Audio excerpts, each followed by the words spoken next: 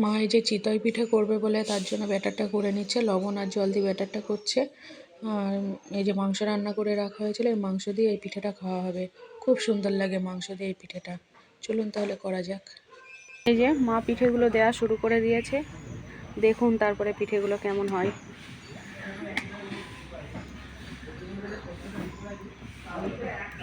এই যে পিঠেগুলো দিয়ে এবার এটা ঢেকে দেবে,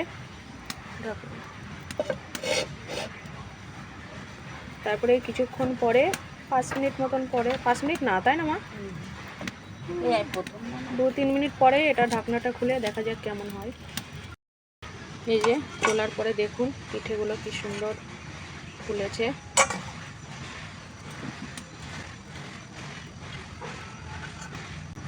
খুব সুন্দর হচ্ছে। আর এই যে পিঠে নাকি প্রথমটা এরকম রেখে দিতে হয়, এই যে রেখে দিয়েছে।